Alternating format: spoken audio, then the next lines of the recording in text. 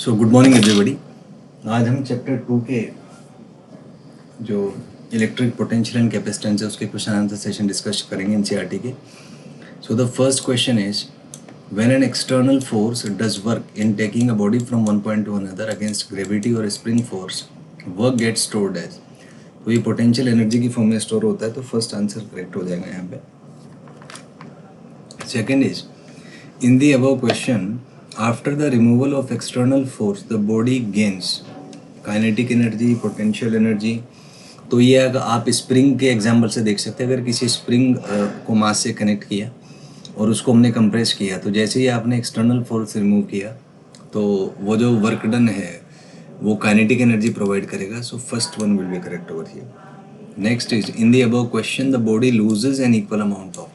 तो energy conservation से याद आएगा कि जितना काइनेटिक एनर्जी बॉडी ने गेन किया उतना पोटेंशियल एनर्जी उसने लॉस किया। So second will be the correct option. Next is in the above question sum of kinetic and potential energies. तो एनर्जी कंजर्वेशन से याद आएगा it is constant. Next is spring force and gravitation forces, दोनों के दोनों conservative होते हैं।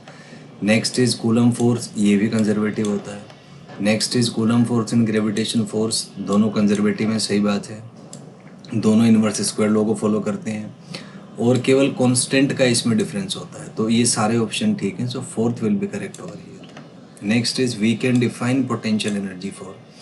तो पोटेंशियल एनर्जी कंजर्वेटिव फील्ड्स के लिए ही डिफाइन होती है, तो इसमें ग्रेविटेशनल फील्ड और इलेक्ट्रोस्टैटिक दोनों आ जाएंगे। So third will be correct over here. Next is when a small test charge is slowly moved from one point to another, then slowly moved है, इसका मतलब change in kinetic energy zero होगा, तो इसका मतलब टोटल वर्क डन जीरो है। तो external force का वर्क प्लस इलेक्ट्रिक फील्ड का वर्क जीरो होगा, तो एक्सटर्नल फोर्स का जो वर्क है वो negative of work done by electric force आ जाएगा। तो यहाँ पे सेकंड ऑप्शन जो है दिस विल बी करेक्ट, ये यहाँ पे करेक्ट हो जाएगा।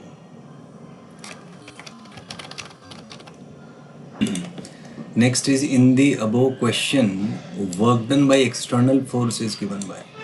सो वर्क डन को हम integration of force dot D are से लिखते हैं। सो ये फर्स्ट वन वाला जो है यही ऑप्शन करेक्ट हो जाएगा, because work done is integration of F dot D R. So first is correct. Next है work done by electric field, तो इसका अपोजिट होगा, तो ये सेकंड आ जाएगा क्योंकि it's negative of the work done by external force. So 2 आ जाएगा इसमें। Next is in the above question work done against repulsive electrostatic force gets stored as. तो ये पोटेंशियल एनर्जी की फॉर्म में स्टोर होता है, second will be the correct option. Next is at every point in electric field a particle with charge Q possesses a certain.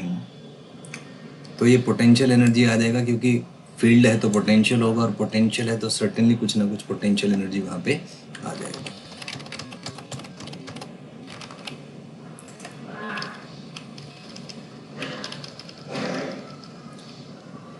Next is the positive work done bye A conservative force increases potential energy और decreases potential energy. तो जब work done by conservative force positive होगा तो potential energy decrease करेगी। आप gravity के example से ले सकते हैं, जब हम ऊपर से नीचे किसी बॉडी को मूव कराएंगे so work done by gravity is positive, और उस केस में पोटेंशियल एनर्जी घट जाता है। Second option will be correct over here.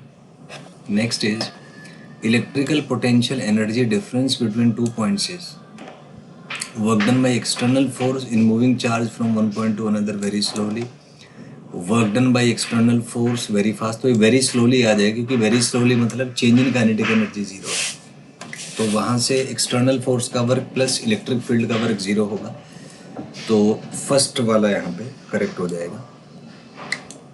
Next is work done by electric field in moving a charge from one point to another depends only on initial and final position. तो एक conservative force है तो first आ जाएगा यहाँ पे, path पे depend नहीं करेगा, first will be correct. Next is the concept of potential energy is meaningful if work done by the force is. तो पोटेंशियल एनर्जी केवल कंजर्वेटिव फोर्सेस के लिए डिफाइन होती है, सो उनका जो वर्क है वो पाथ इंडिपेंडेंट होना चाहिए। So second will be correct over here. Next is the path independence of work done by electric field can be proved using Coulomb's law, cannot be proved। तो it can be proved using Coulomb's law। आप force F dot D are को integrate कर दीजिए तो ये position vector R पे dependent आएगा खाली, तो यहाँ से इसको प्रूव किया जा सकता है। Next is actual value of potential energy in a given state is physically, it's not physically significant, केवल जो difference of potential energy है वो significant होता है, क्योंकि difference of potential energy kinetic energy दे सकता है, वर्क डन से रिलेट किया जा सकता है. So it's the difference of potential energy which is actually significant. So second option will be correct over here. Next is regarding potential energy actual value has no physical significance, only difference of potential energy has physical significance. तो दोनों सही हैं यहाँ पे. तो third option will B, तो इसमें third one will be correct answer here. Next is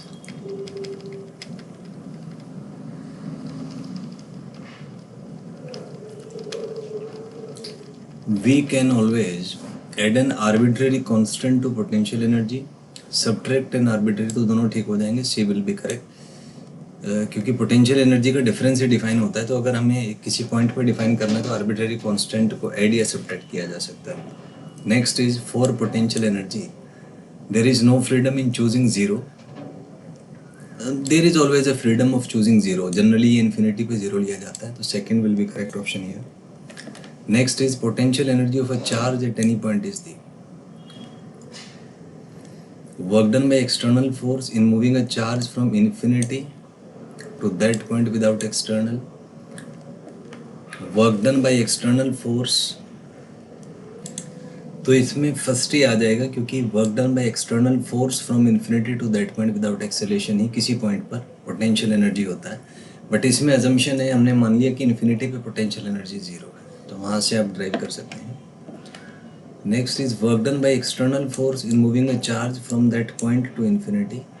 so इसमें फर्स्ट वन विल भी करेक्ट हो जाएगा. नेक्स्ट है count Alessandro Volta was a German physicist. Italian, तो he was a Italian physicist.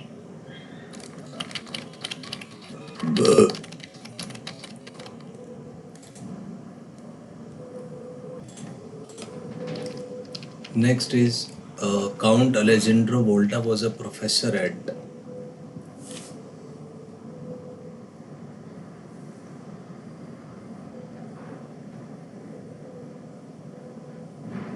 so he was a professor at Pavia. So second will be correct. Next is animal electricity was observed by. So ये जो थे वोल्टा,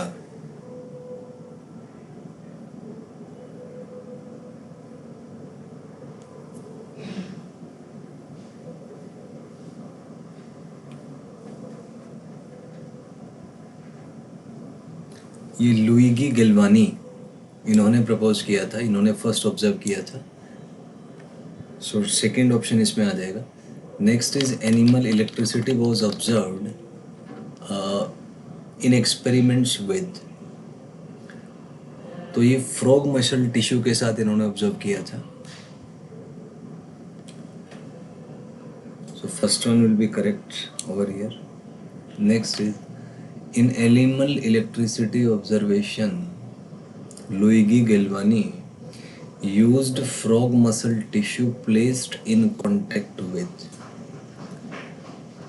तो dissimilar metals के साथ इन्होंने एक frog की लेग को मसल को यूज किया था. सो सेकंड ऑप्शन करेक्ट हो जाएगा. Next is the above observation were due to some exceptional property of animal tissue. So obviously animal tissue की कुछ प्रॉपर्टी थी. So the observation was not due to any exceptional property.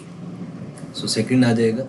Next is animal electricity was observed whenever any wet body was sandwiched between dissimilar metals आ जाएगा यहाँ पे. जब भी किसी बॉडी को डिसिमिलर मेटल के साथ रखा जाता है तो उसमें एनिमल इलेक्ट्रिसिटी ऑब्जर्व होती है.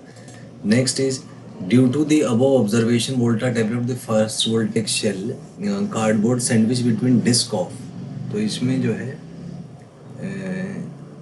मेटल, तो डिस्क ऑफ मेटल्स के बीच में इसने यूज किया था, ये आ जाएगा. Next work done in taking a charge Q from one point to another is directly proportional, तो first option will be correct over here.